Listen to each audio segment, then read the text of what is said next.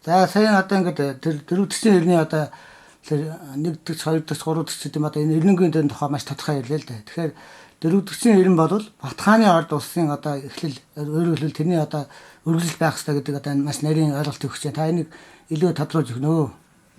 За тэгэхээр их Монголын түүхэнд дэлхийд дахинд монголчуудыг ердөө шууд хоёр хуваачдаг. Өөрөөр хэлбэл нэг нь одоо Хувлаа монголчууд, нэг нь Батхааны монголчууд.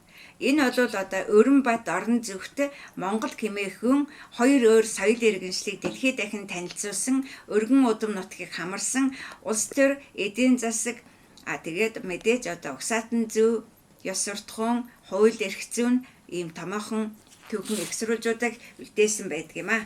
За тэгэхээр би та бүхэнд эхлээд энэ Чингис хааны бүтэн улсын талаар тайлбарлачих.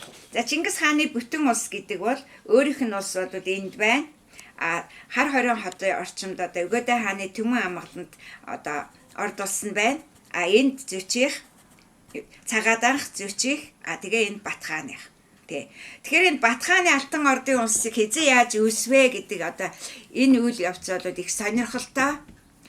Өөрөөр хэлбэл дорн зүхийн аян дайныг дуусгаад Алтан цаад руу явах яг тэр үед буюу одоо 1216-17 оны заагаар Батхааны алтан ордын улсыг үүсгэсэн байгаа юм.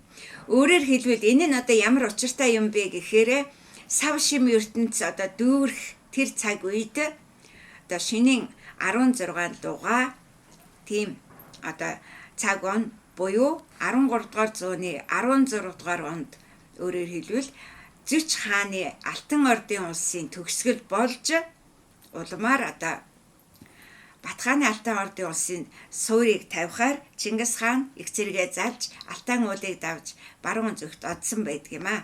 Тэгэхээр одоо нэхэд одоо тайлбарлах нэг асуудал бол Зөч хааны алтан ордын улс яаж үүссэн юм бэ гэж. Зөч хааны алтан ордын улс бол 1206 онд алтан бар улсыг алтан уул дээр захирах тэр үед үүссэн. Өөрөөр хэлбэл 1206 онд одоо Дорнот Монголыг нэгтгсэн үйл хэрэг болвол эцэстээ үйл хэрэг нь 1206 оны их Монголын түүх нь Зөч хааны алтан ордын улсын түүхээр эхэлсэн байдаг. Тэгэхээр өнөөдрийн Алтан республикч гэсэн 1206 онд Зөчийн алтан ордын улсад нэгдвэ гэж одоо өөрийнхөө түүх сурвалжийг эхэлсэн ч байдаг. Энэ одоо монголчуудын хувьд өнөөдрийн одоо төөрөгдөлтэй одоо байдлыг гаргах их сурвалжууд нь Монголын он тоолдоор 16-17 гэдэг бол Хүндэрлэгтний түүхэнд, монголчуудын түүхэнд, их Монголын түүхэнд дахин сэргэн мандах Евразийн түүхийг эхлүүлснээрээ онцлогтой юм. Хамгийн гол нь энэ бол Евразийн түүх. Тийм учраас Батхааны алтан ордын улс нь одоо баруун зүгт тэнхлэгийн дагуу одоо орд улсыг захирах энэ үйл явцын дагуу эхэлсэн Цагаат хааны өмнө зүгт Зөч хааны хойд зүгийг энэ тэнхлэгийн дагуу бол Батхааны алтан ордын улс захирсан энэ түүхийг бол эхлүүлэхдээ 1217 онд эхлүүлж 19 он гэхэд бол Батхан ерөнхийдөө одоогийн Арабын хойг руу 1232 он гэхэд одоо Атридын тэнгисийн орчимд байлдаж явсан эм түүхийг бүрдүүлдэг юм аа.